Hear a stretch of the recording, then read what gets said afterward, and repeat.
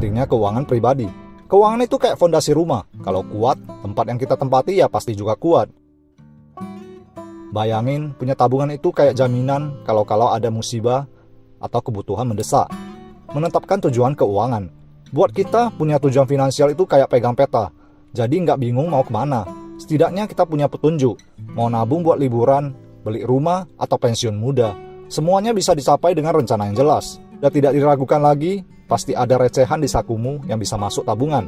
Nggak peduli seberapa kecil, yang penting konsisten. Coba bayangin, recehan itu kayak bibit pohon.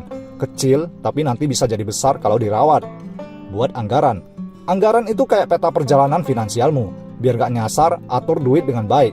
Misalnya, ngurangin jajan yang nggak penting, bisa jadi cara simpel buat nabung lebih banyak. Investasi yang cerdas. Investasi itu nggak harus ribet. Mulai dari aplikasi sederhana sampai belajar ke teman-teman yang mengerti. Semuanya bisa. Diversifikasi investasi juga penting, kayak nambah topping di pizza buat variasi rasanya. Darurat keuangan. Dana darurat itu kayak cadangan darurat di game. Nggak tahu kapan dibutuhkan, tapi harus siap setiap saat. Misalnya, kalau kulkas rusak atau biaya mendesak, dana darurat bisa jadi penyelamat. Strategi membangun tabungan. Otomatisasi tabungan. Kalau teman-teman susah konsisten nabung, setelah aja otomatis transfer duit ke tabungan. Nggak perlu mikirin terus. Beberapa teman-teman juga begitu. Setiap gajian langsung otomatis nabung. Nggak kerasa, tabungan tetap naik.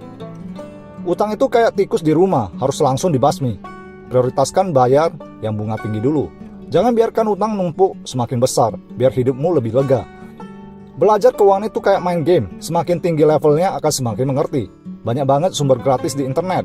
Jangan malu buat nanya-nanya ke yang lebih paham, atau ikut workshop online yang sering banget ada. Mulai rencana keuangan sekarang, nggak usah mulu-mulu, yang penting mulai aja dulu. Nikmatin hidup ini, jangan cuma kerja terus, tapi juga nikmatin hasil kerja keras. Tips realistis yang bisa kamu praktekkan, contohnya, bawa bekal dari rumah buat hemat di kantor atau sekolah. Lagi pengen liburan, pantengin promo hotel atau tiket pesawat yang lagi diskon. Semua pasti ada jalannya. Semoga tips ini berguna dan bisa jadi pemicu buat kita buat ngatur keuangan dengan lebih baik. Jangan lupa yang paling penting adalah mulai sekarang dan tetap konsisten. Selamat mengelola keuangan dengan baik.